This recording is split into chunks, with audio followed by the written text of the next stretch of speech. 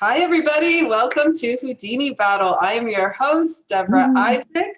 I'm a Houdini educator. I teach at Drexel University and also the founder of Houdini.School. I also co-organize the LA Hug with Justin Dykhouse and Ben Mears, who might be here today. So first I'm going to introduce our commentators, Justin Dykhouse and Remy Pierre. Justin, will you introduce yourself? Hi, I'm a Houdini generalist at Magnopus in downtown Los Angeles and also a digital artist, and I co-organize the LA Hug, as Deb mentioned, and also I'm happy to help comment on these battles. Looking forward to a good one today. So, Remy? Hey, so I'm a Houdini Pipeline TV currently at Digital Domain, moving back to Method in a week, so it's not going to be for long. Oh, wow. Yeah, 10 years of Houdini behind me, and I will be commenting for you guys. Great. Now I'm going to introduce our players. We have Eetu Martola, sorry. Good enough. Yeah, I'm Eetu. I'm a lead technical artist at Mainframe Industries. So I'm working on games here in Helsinki, Finland. Great. And Kate Xagoraris. Hi, I'm a VFX artist in Toronto. I primarily work at Deluxe Entertainment and film and television and animation. Mark Fancher. Yeah, I am a senior motion designer and Houdini artist at Already Been Chewed, and I also do some tutorials sometimes. Great. Dimitri Shimanovsky. Yeah, my name is Dimitri. I'm a 3D technical artist at Avalanche Studios in Stockholm, and I make technical tools for artists. And I hear myself in my microphone, so it's really confusing. And I'm super nervous. Yeah. So I'm trying to make tools that users like to use. Awesome, that was cute. So now I'm going to share my screen and we're going to see what the themes and objects are for today. Okay, here we go. Okay, our themes are surreal, geometric, shattered, futuristic, and angular. Our objects are succulent, crystals, portal, tunnel, and canyon. Okay. Oh. Don't be scared. Oh, okay. Now it's time for the random seed. Go, everybody. Okay, who's first? Paul, 3. Okay, Paul really likes these threes right now. Okay. Sorry, Peter. It wasn't fast enough. Peter score once, Peter. Okay. Actually, we're gonna do one seed this time. You could put the first few together into one long seed.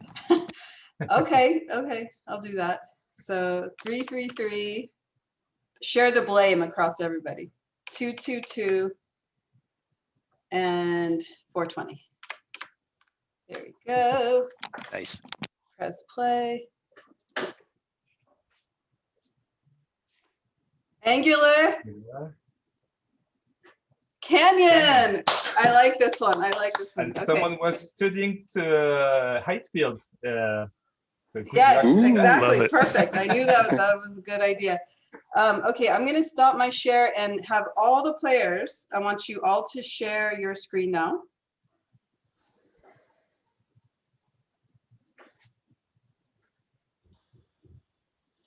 And as you guys, everyone in the audience, you guys are all pro at Zoom. Hopefully you know that the way to see each player is to, at the very top of your screen, view options, and under shared screens, you just kind of like pick the screen you want to see, okay? We are missing Eetu. Yeah. Okay, great. Okay, so everyone get your timers. Let's synchronize all of our timers. Okay, Ready, set, and go. Here we go. There you go. We're off to the races. And they're off. All right, I'm just gonna mute that. Yeah, Or it you don't have to mute yourselves, by the way. depends if you're talking while you're working too Yeah, much. you can if you want to. Anyway, it's reference time. Yes. Let's look for cute canyons. I wonder what's angular one. Like, what's going to happen to make it angular? The Yeah, GMC exactly. Canyon looks pretty angular there, so maybe we'll see some 2020 GMC Canyons. They're going to make it in JavaScript Angular. That's the point of Houdini Battle if you do that, but Extra points for thinking outside of the canyon. Yeah, exactly. So the reference portion is always, it turns out to be quite a vital portion. It's how quickly an artist can sort of find something relevant and interesting that sort of meets our minimal brief and also gives them enough sort of creative juice to ring into a wonderful creation for us in the short 45 minutes that we give them. Are you able to still see my screen? oh, Dimitri Mark? has Yes, some I can see interesting it. references. I got a crash warning, so I just wanted to check. Cool. Oh, okay. So I'm sorry, Remy, you were looking at Dimitri? Yeah, because he's looking, he's just actually looking at the word angular. Yep, yep. And Mhm. that's some really interesting designs that's really come up. Oh yeah, okay. Yeah, I highly recommend Pinterest as well as Google Images for that. So a nice modern architectural aesthetic. Very angular. Pinterest can be kind of hard to use to keep a lot of your own personal reference, but it can be quite handy for surfing if you want to see some good images. Can be a little bit better quality of images than Google image search provides you right off the bat. So that's handy. And I think Paul is giving a good hint. Just use Mapbox and download the Grand Canyon. Done. No hints from the gallery. I know. Hint, hint, hint.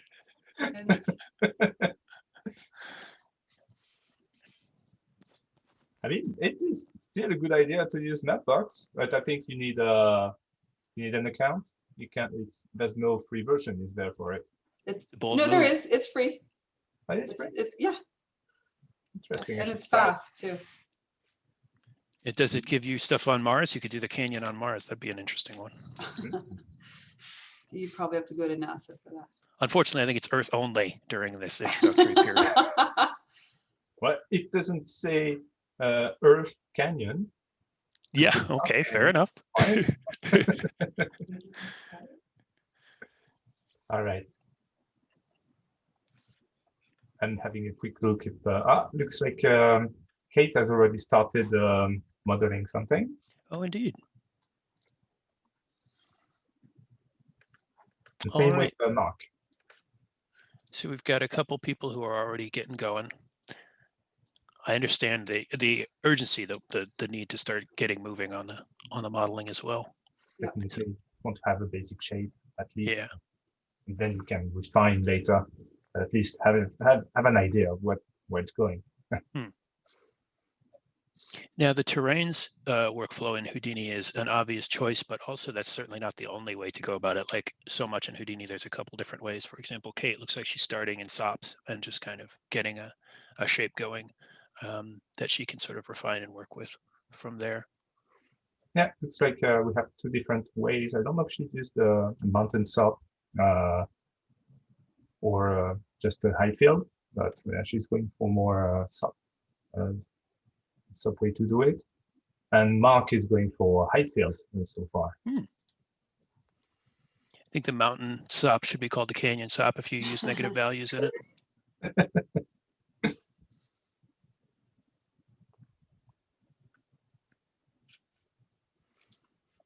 All right. Okay. Yeah, I'm looking at Mark and he's looking through a camera. So he's already thinking about camera views, it seems. I'm already thinking composition. That's bringing that in early. it's especially important for landscape or things like that, because you may have a really beautiful model, but if the camera is not nicely set, it won't look as good, or lose the scale of the landscape. Yeah, that's half the feat, and creating a landscape is getting the composition right. Absolutely. So for those that don't really know height fields, I gotta say I'm not an expert on them. Never had to use them, but it's creating representing the height as a volume, but a 2D volume. So you can work on it like that. Yeah, the terrain, I've used it once or twice at work, and it presents a lot of really useful options for landscape type work, including the ability to do erosion and sort of noising up a feature. And so it's a really neat way to work. It's surprisingly fast, actually, even when you're working with high resolutions, because of that 2D volume feature that Remy mentioned.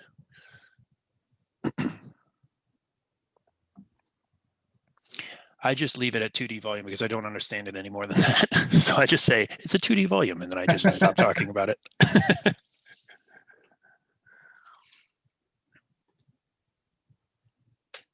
Okay, so Should we have a look at someone else? Sure, let's look at Kate's screen. All right. Once again. So she has made well, some kind of canyon. Yeah, and, okay. Just like some X-wing to go in it. Yeah, gotta have a canyon floor. Or perhaps this is a river. Very interesting. It So doesn't know yet either. It's the YouTube Houdini. Just try to do something and refine and refine. Be like, oh, now I have the idea. Let the tools do it for you. Yeah, that's a really good point. The first and important part of doing this work is to like get the idea and then to move on from there. So without the idea, you're just kind of casting about in the wilderness. It depends on people. Some people really have a clear idea of what are going to come up, but sometimes you're like, oh, you know, happy accident. You're like, oh, I didn't expect that, but I like it. So I might just continue on that. Yeah, I tend to find the best idea when I'm about 90% already done with another idea.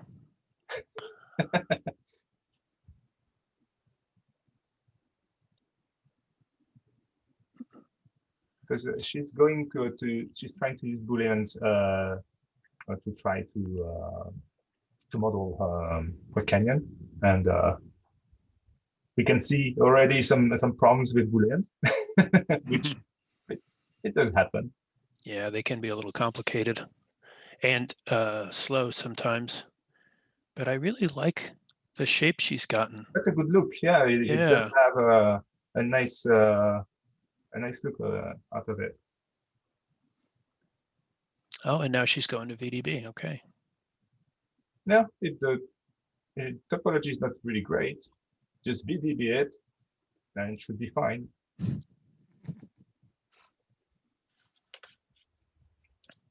Should we have a look at someone else? Yeah, have we looked at We haven't Eetu? had a look at Dimitri nor Eetu. So let's look at Eetu. I'm curious. Oh, very angular indeed. I see. It looks like well, it's just the beginning as well. He's going for the mountaintop, so, and it looks like I know the Amiga game so far. Like really old game, should say. That's actually a good idea. Like, make it like look like an old vector game, or oh yeah, like Battlezone. Star Glider. I don't know if any of you know that game. What's it called? Really old. Star Glider. I think it was an Atari. So it's probably 35-year-old. Something like that. We're at 35 minutes, everyone. I don't know that one. I like that.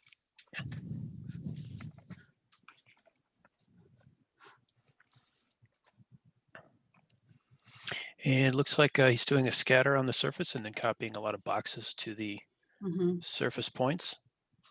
He definitely has a more abstract idea of his canyon. Not going to make a canyon and then change its shape. He's really making something that, at least that's what I think, and not in his head.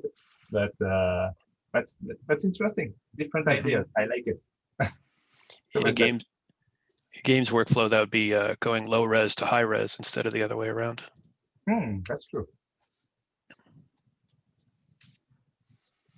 Yeah, this is neat. This looks like something out of that old movie Tron.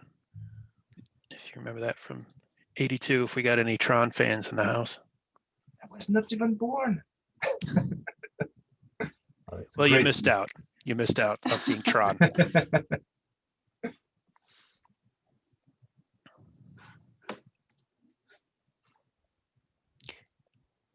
See, we've got some very some different takes on the topic, but I got to say, I think this topic lends itself a little bit more easily to interpretation than some of the topics we've had before in Houdini Battle.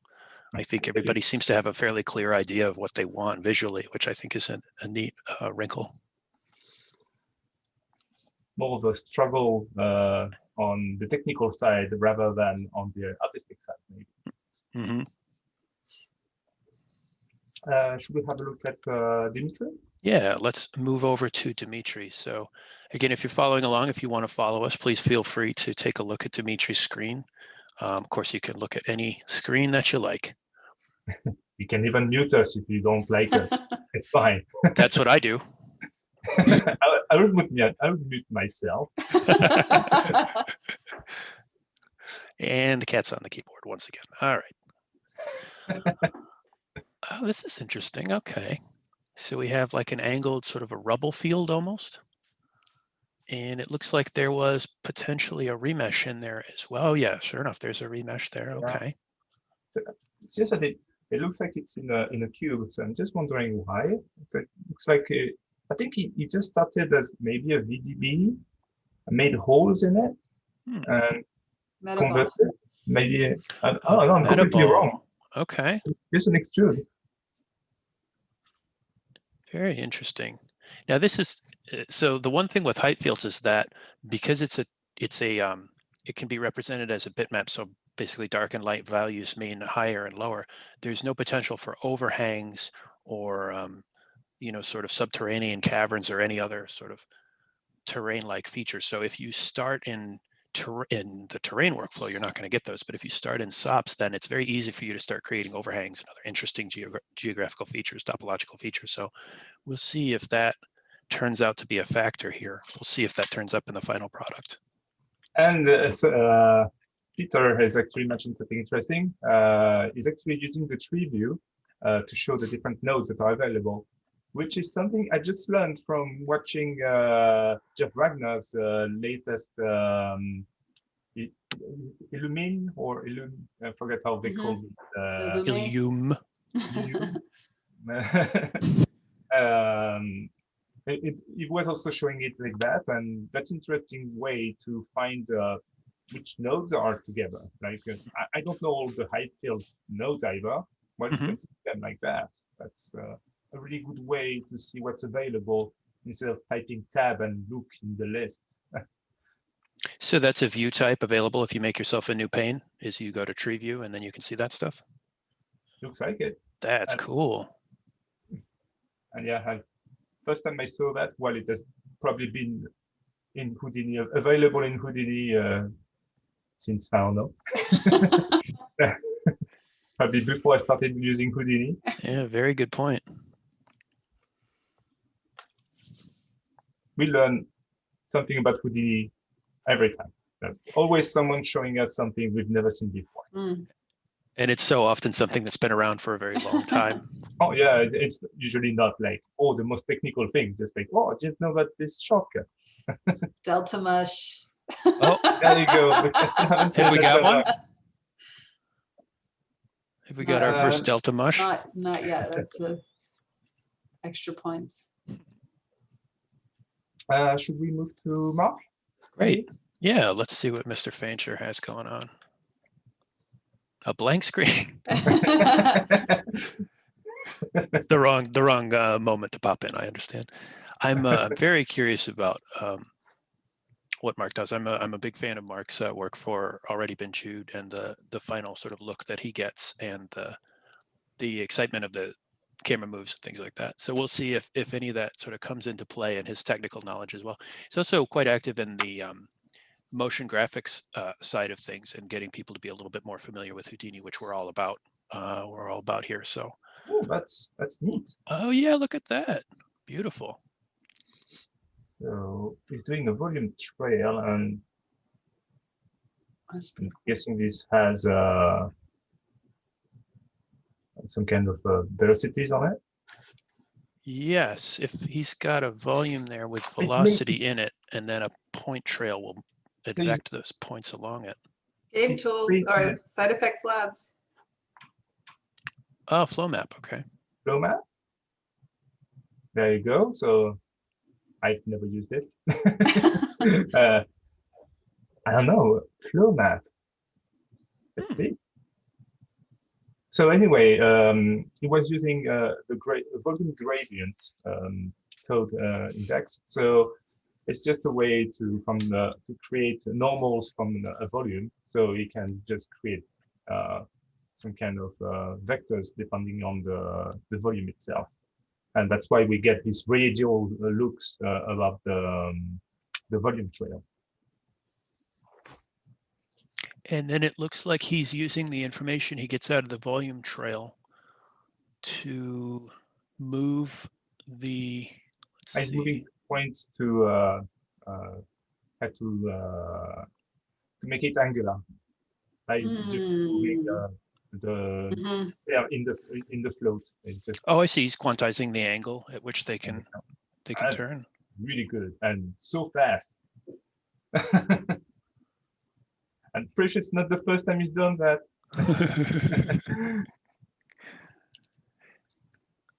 That's very interesting. So he's throwing the kitchen sink at it. We got terrains, we got wrangles, we got the old volume trail. I love it.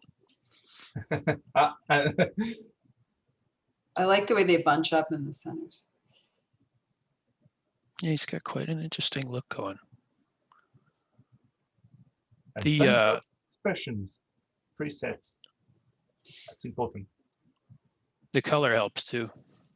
Like nice vivid color, almost peacock tail like. Mm. It's just I think it's just the default colors of the volume trail. Mm. It goes from red to blue. They're lovely. I love the default. I think it's amazing.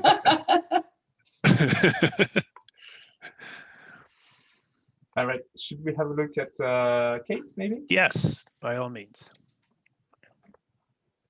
So Kate is looking for some more reference. So maybe she has already something that she kind of likes, but she's like, oh, how can I enhance all that? So maybe she's looking for something more angular, like we can see this type of rocks that have been eroded, and actually looks really good. I don't know how that would happen. Maybe it's the type of rock that's like that.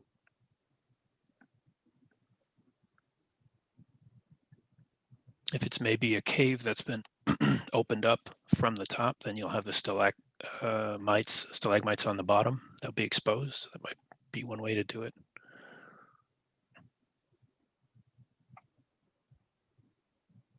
Oh, render manager. Okay. To render it. Let's see. It's dangerous to render. Oh. It also depends on which renderer you're using to render, but Redshift has been crashy. 25 minutes, everybody. It has. Okay. And save your scenes. Oh yeah, Alt S, everybody, or Control S. Let's see, her geometry looks nice and dense there. So there's gonna be a lot of detail. That's cool. I wonder if we've had a crash yet. I don't think we have. I didn't see someone flip the table yet, so that's okay. It's a little censored bar appears over their mouth as they scream.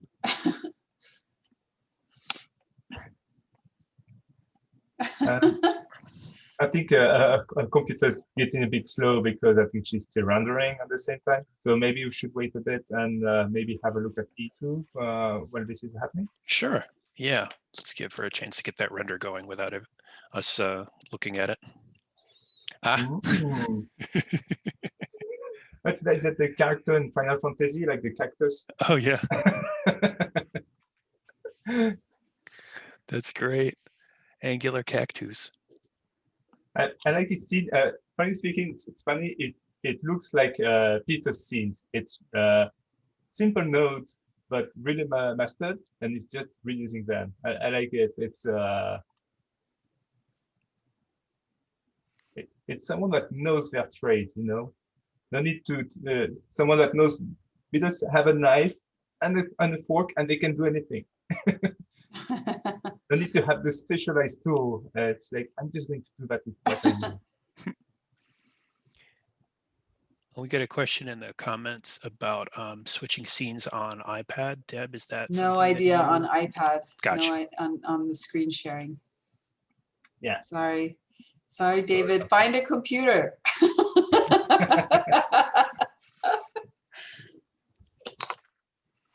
Yeah, I must say, I think that the node graph looks really nice and simple for the effect that it's achieving, and that's always good to see. Effective and efficient use of the nodes that one knows and uses a lot.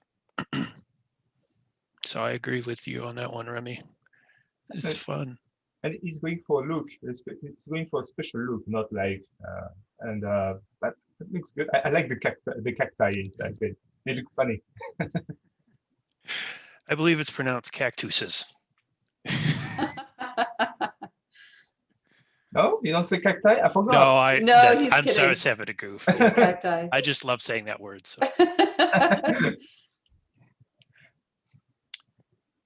A few words that I sometimes use as the English pronunciation as well, instead of the US. So, because, well, you know, wasn't born in that. No, you're absolutely right. It is cacti.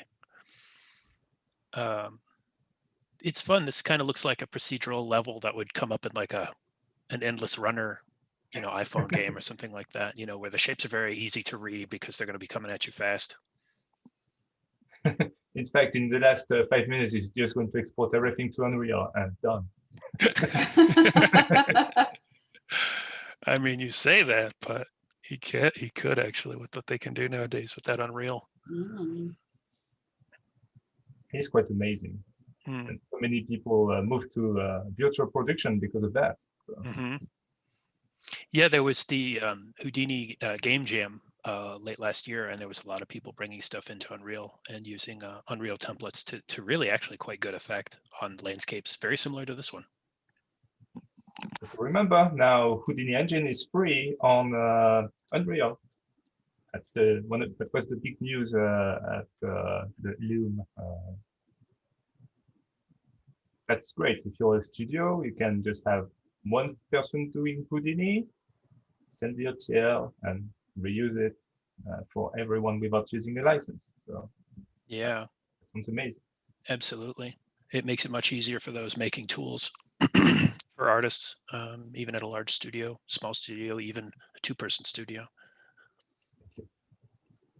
Should we have a look at Dimitri? Yeah, let's see what he's got going on.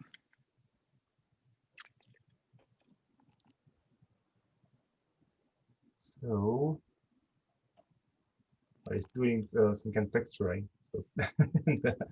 Dimitri gets the most open panes award. Yeah, but as I said, it kind of looks like mine in a way. When I have space, I do like having at least two networks to be able to copy paste things easily. Just a habit. Depends on people. But for Houdini Battle, that takes a lot of space. Yeah, and then it's handy to have like a text port or a wrangle space open a lot of the time too. I identify that a lot more with like technical type workspaces where you just need a lot of information from different places all at once, rather than like a modeling workflow where you're just looking at what you're modeling. Yeah, usually my my viewport is pretty small on my screen as well. As well. That's the least interesting part. About 20 minutes. 20 minutes left. I know. Ticking away. Going fast. It goes very fast. And as far as I can tell, you can tell that people were quite quick to get to the main look, and now it's getting slower and slower to get a more detailed look or exactly what they want. Mhm.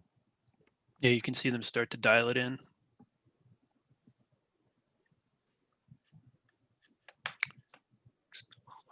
Got like a Borg cube going on here. This is interesting. Oh, sorry. Okay, here we are. Ah, yeah, see, I'm really interested in this canyon. It's sort of literally a box canyon here. I like the top view in a way, because it's like, oh, I'm going to play StarCraft or something. Yeah, if you had the 3 lanes going there, then you've got yourself a League of Legends map.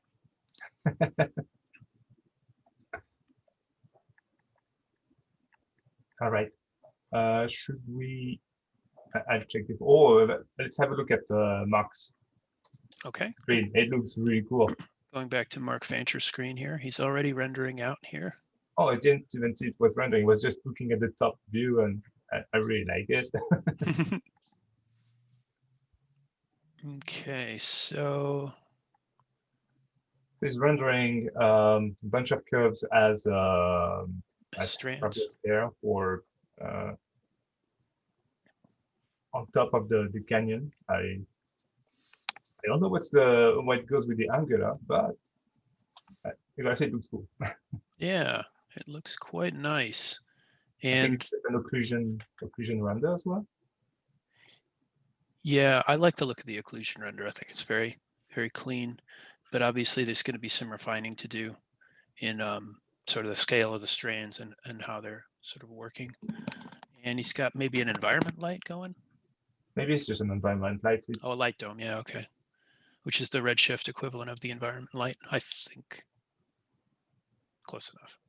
Oh, so that's redshift. Okay. Oh, I'm seeing chatter in the chat about a crash by Kate, but she's up and running once again. Oh. That's the kind of spirit we like to see. It happens. It's Houdini. Happens to the best. You don't crash it once in a while, you're not doing it right. Side effects probably doesn't like that, but it's true.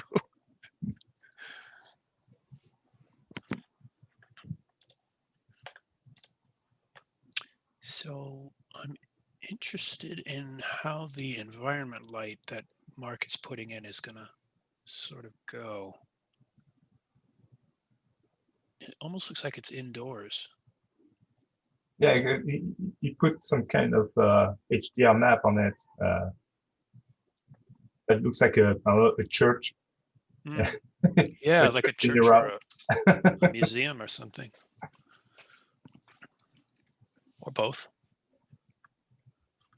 Yeah, museum in a church. That's simple. All right. Should we have a look at Kate a little bit? Yeah, let's see what Kate's got going on. So yeah, someone mentioned that she crashed earlier, so I hope she didn't lose too much work, because that's always a bummer. Mm. But she has, I don't know if that's what the tubes are for. I don't know if it's going to be trees. Yeah, she's adding something. She was looking up stalagmites earlier. Maybe it's something to do with that. And then there are parts of the model that do look very angular, and then there's parts that look very smooth. That can be a sort of a pleasing juxtaposition of shapes there. So we'll see. Yeah, I think she's having troubles with things being really slow. Ah. Maybe the mesh is a bit too heavy. Oh, I see. Oh, maybe. Or maybe her machine is not really Oh, okay. She's popping a polyreduce in there to maybe cut down on some of that. The polyreduce node in Houdini, very powerful very easy to use. I like being able to kind of define how many, you can actually tell it how many polygons you want left after the poly reduce, and it'll hit that mark. It's very cool. And 15 minutes, everyone. Yeah, it's got to keep all the quads. That's really important sometimes, especially if the character needs to be deformed. So yeah, that's a really good feature. Yeah, good point. You got to keep those quads. And if you want something different, you can use a quad remesher or instant meshes. Quad remeshers usually has a far better result, but it's you have to pay for it. While instant meshes is free. But it's two sort of outside tools that tie in very easily using that. And they're available with labs. That labs though, what is going on? Just Exactly. too much goodness. So Kate has got some pops going on, which I'm always a fan of. This is great. She's got some points. So maybe that's what the tubes we were seeing earlier were for, just to emit some particles. Yeah. She's really running the board. She's got a crash. She's got a sim. She's got a poly reduce. I love it. That might be related. They can be unpredictable. That is true. Yeah, be careful with poly reduce. When your geometry is not completely clean, sometimes it does crash. I've seen that. Same with polyductor. Be careful with polyductor. Always save before using polyductor. I'm a compulsive saver myself. I basically save after every move I make. This makes me feel less anxious. Should we have a look at Eetu, maybe? Sure, yeah. Let's go see what he's got. So he's added some lighting.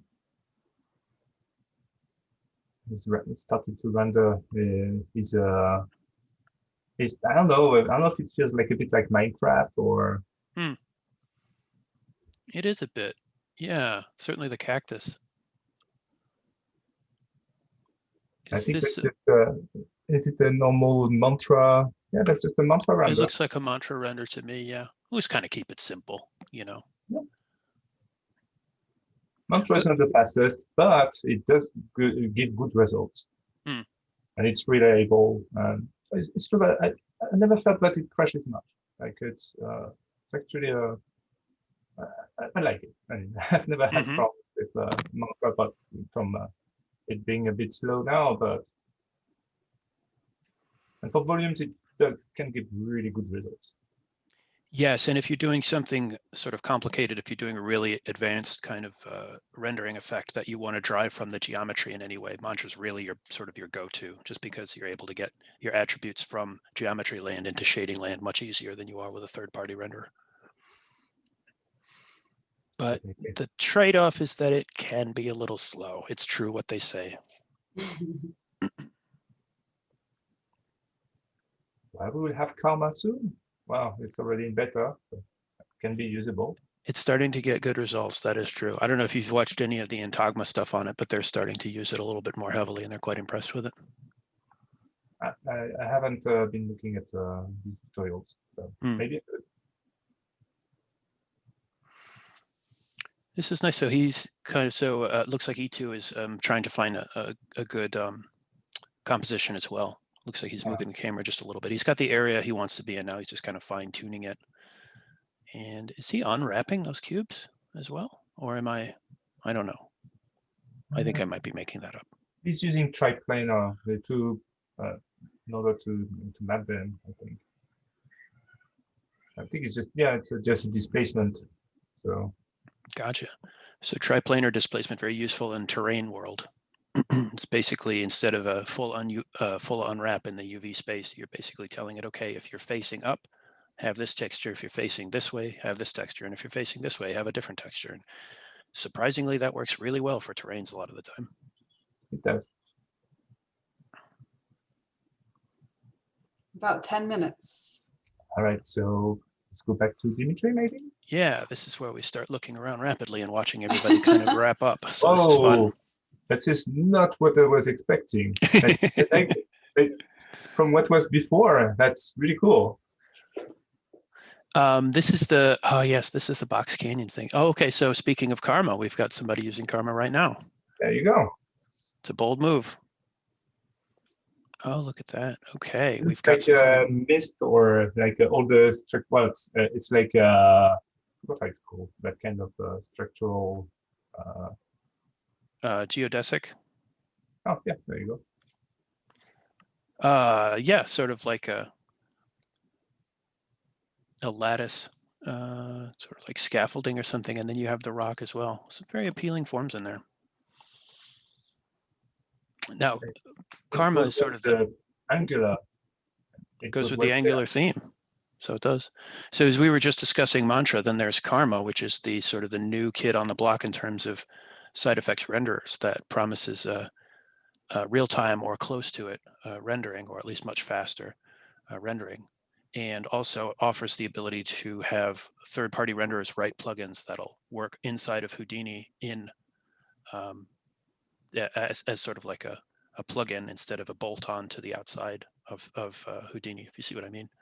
So it's coming along. It's not fully released yet, but obviously you can see it is working. And there are a few companies have started looking into using Solaris and Labs to render. Well, one of the main companies that was doing that was Blue Sky, but well, R.I.P. Yeah, that's just sad. That was a bad day. I know Octane has started work on a render delegate, and I'm sure a few other companies have as well. Oh, I think it works for Redshift, for RenderMan, probably Arnold, I think, as well. I'm pretty sure a lot of the renders are already moving forward to make it work with Solaris. It's an exciting development in Houdini, I think. It's sort of like great for look dev and having to wait a little bit less long for your renders. It's still early days with it, and they do sort of caveat the use of it heavily, but in a few versions, I think it'll start to be quite a force. Yeah, that's a thing. Well, that's been there for a while. In fact, that thing hidden from everyone, but that's been there for a few versions. Yeah. Shall we look at someone else? Who should we look at? I think you should look at Mark again. Okay. Just in the, I'm just following the the order. I kind of like that. I think he's using his lines as emission, but just emitting light. It's a really nice look, and with just sunsets in the back. Yeah, I see. Okay, so he has the sort of the solid forms of the canyon, which are already a little angular, and then on top of that and highlighting the main interesting points are sort of like a massive angular lines that are emitting light. Yeah. And getting back-facing lighting to give to show the details on the side. That's a good way to light it. And now it looks like he's setting up some materials as well. Well, that's pretty impressive to set all that up in the remaining time. All materials and the third-party stuff. He's setting a material builder for the terrain, for the splines, and possibly one more. And I wonder if he's using an HDR for that sun or if that's also geometry. I'm not sure. It may just be the skylight from Houdini. I don't know if that's usable with Redshift. But, okay. Maybe that's just a feature of Redshift. Yeah, that could be the Redshift skybox or something, or sky model. Cool. All right. It's already looking really good. And less sepia colors as well. It's not really saturated. Not yet. Not yet. Not yet. About 5 minutes left. Just put an Instagram filter on it. Done. And then hit the tokenize button, and then put it up on Rarible, and you're all set. All right.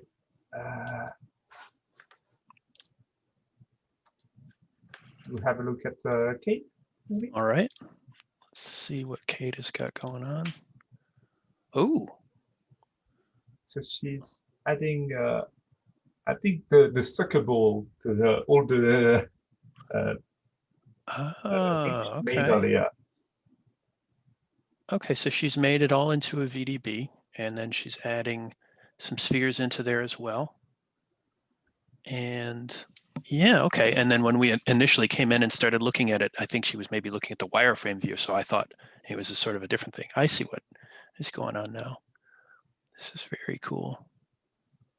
It's a fun way to use the sucker ball in the platonic node. I like it. It does give the angular look. The which node? So the platonic node is a bunch of small geometries. Usually, it's I think there's a Platonic.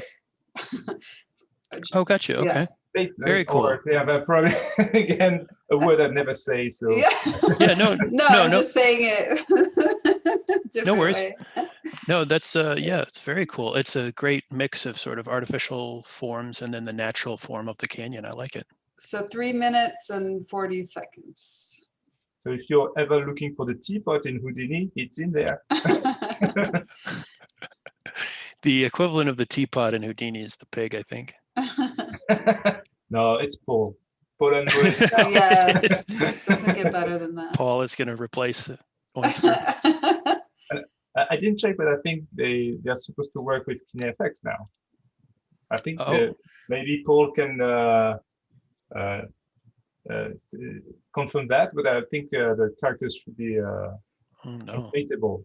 Is Louise still in there, even though he's no longer with side effects? They got his rights. They have the rights to his likeness. Yeah. Oh boy. Let's look at Eetu while we have. I think the time is running down here. Yeah. Let's take a quick look around at everybody once more. Yeah. Of course. Oh, that's really good looking. Oh, there you go. That. Okay. Some It went definite. from a simple cube to well, a really nicely detailed cube now. And it looks like rocks. That's really good. But we've lost the cacti. We did. I hope they come back. Yeah, some really interesting. Oh, the cacti. Now I need everything to have a cacti and a delta bush. Yeah, he's got some great visual interest here, just like a little bit of offset of the face of each of the large quads on the ground and on the sides of the canyon. Really adds quite a bit visually. Kind of takes it out of that simple territory and into something a little bit more interesting to look at. Oh, that's interesting, because I didn't know there was a labs subdivision node. Again, I should have a look at labs a bit more. Oh yeah, you're missing out if you're not looking at the labs there. You can use Tree View to look at all the labs nodes. Oh. Yeah, exactly. So I think I saw the cactuses in there, so I think we might have them coming back. Just at the wrong time. Yeah. And Paul is confirming that his character is usable for KineFX and pre-rendered. Wow. Okay. Perfect. Oh, okay. That's good to know. And 10,000 free motion data files. Oh, I'd like to learn a little bit more about that. 1 That's minute and 15 seconds, you guys. Okay. Perfect for Mardini. We'll have a bunch of cool animations. Oh Yeah. yeah, Mardini's starting tomorrow. That's exciting. All right, let's look at Dimitri. Let's see if we can peek at everybody one more time. Don't look at me, I fail. No, You nobody's. never fail.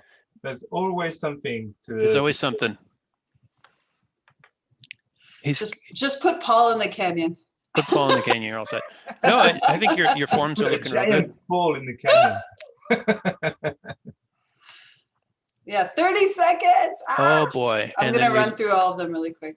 E2 has pulled back Ooh. the cactus, and they're in there. And I'm looking at Kate now, and she's got her sort of knobby canyon, very interesting shapes there. And yeah, I like the gradient from the bottom to the top to show the depth of the canyon.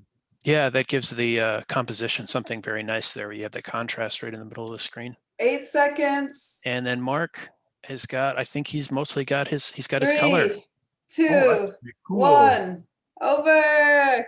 Mouse is down, Right. everybody. Congratulations, everyone.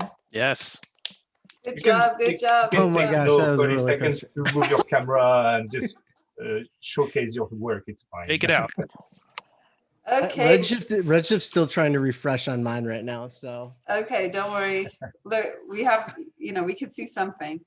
It's really Okay, so good. 2 minutes each on everybody. Mark, you want to go first? yeah, that was Not so yeah, easy. I had the idea to do like a flow map type thing and try and get some like architectural angled like kind of beams kind of moving through the terrain. And in my mind it was super easy to do because I've done it 1,000 times, but under the gun it was like, okay, like I Wow. don't know what's going on. But yeah, that was sort of where I was going with this. It's kind of adding some like kind of abstract angular geo to my setup here. Yeah. Awesome. Cool. Very Yeah, cool. it was really fun watching you work. Next is, let's go to Dimitri. So I kind of started out strong and then very quickly lost all hope. I need to go through the process a bit.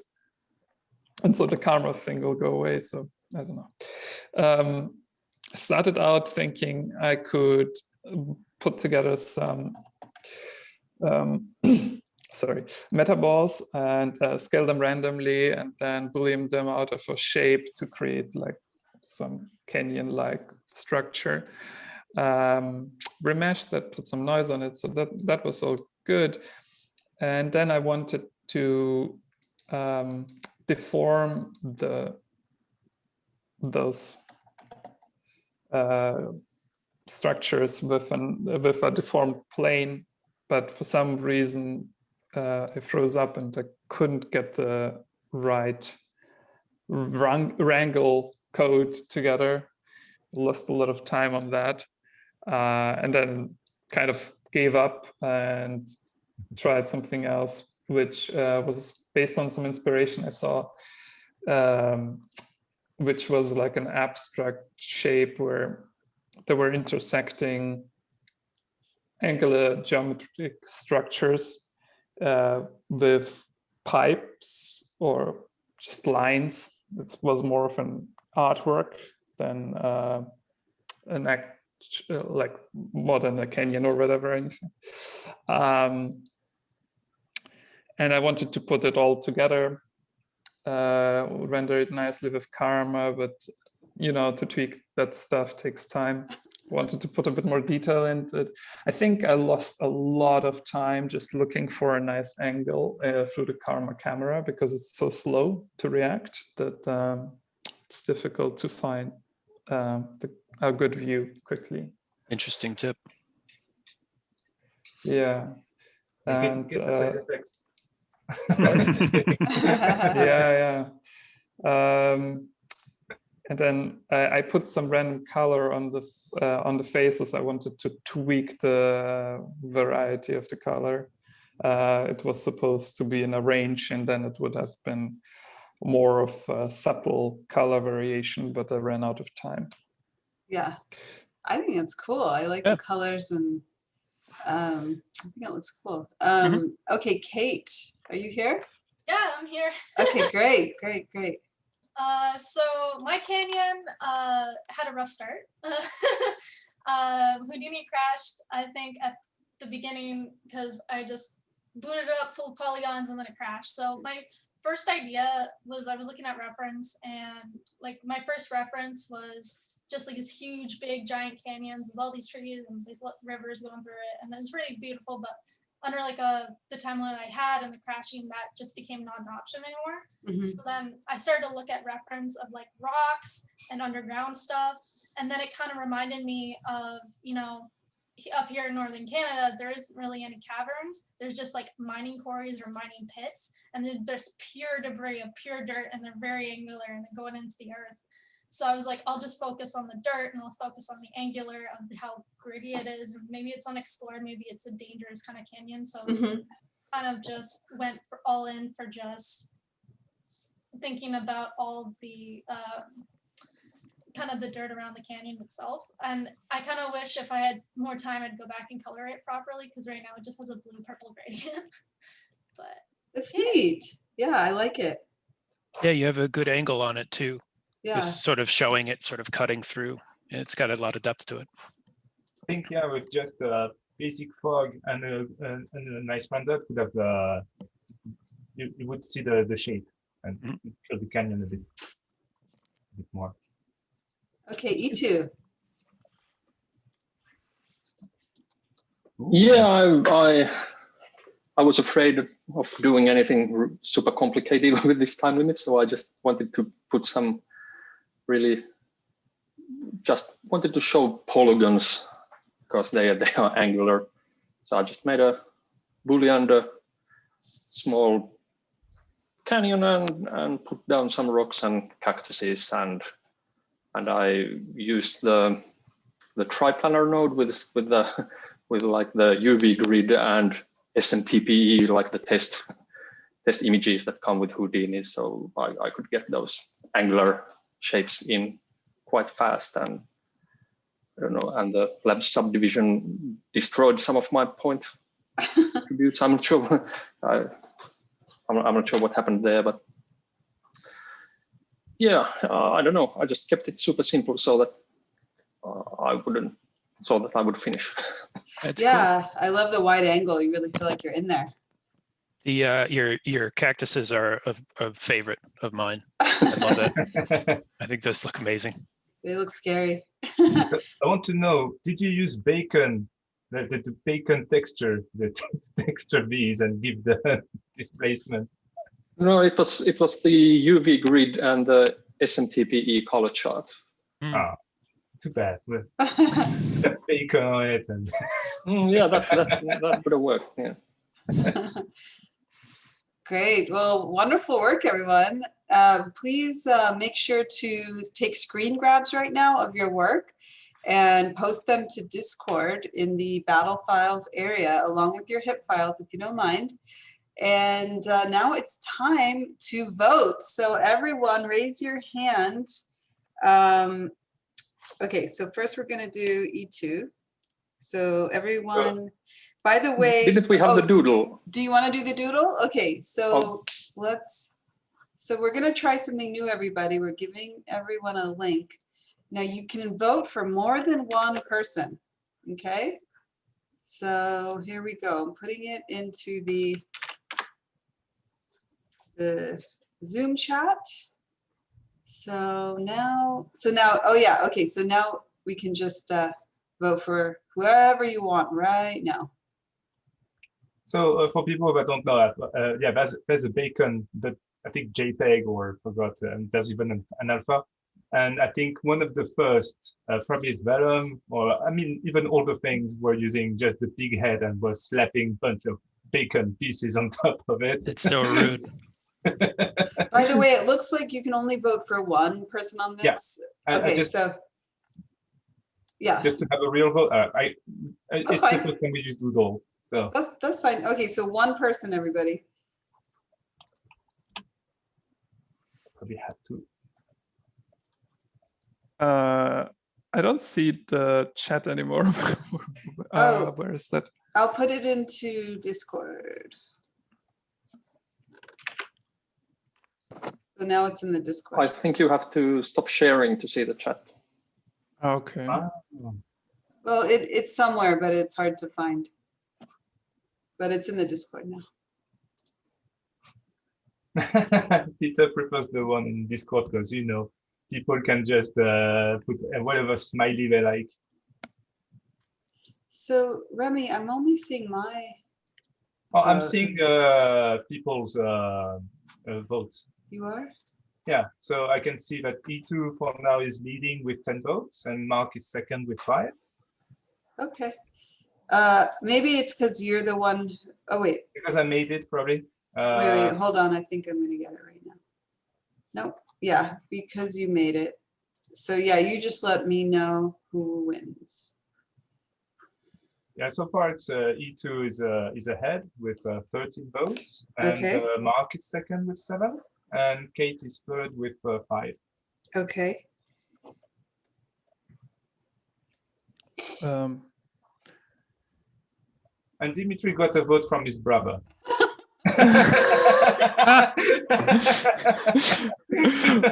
That's so sad. Dimitri. No, that's too sad, man. Take it off. Put it somewhere else. We're gonna let you down.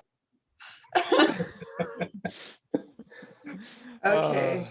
So we have a winner, Remy? So let's just refresh one more time. Sure. Yeah, looks like it's not moving, so I think we can say that Eetu won. Okay, 13 Eetu, votes.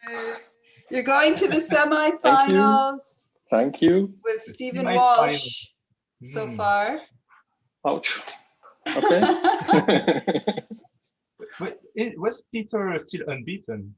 I forgot because he did it a few times, and I think he won every time. Who? That's right. Cool. Okay, so good job, everybody. Thank you so much for participating. I hope you guys had as much fun as we had watching you. And it's definitely a community service. Yeah, so there's still some chatter on Zoom. It looks like Paul wants to see Peter versus Eetu. I think Peter Claes is going to be battling next month, or again. Yeah, he's going to be there before April, I believe. So there will be a chance. Go Finland! Go Finland! We have. Also, something else we usually don't do, but I was thinking about it.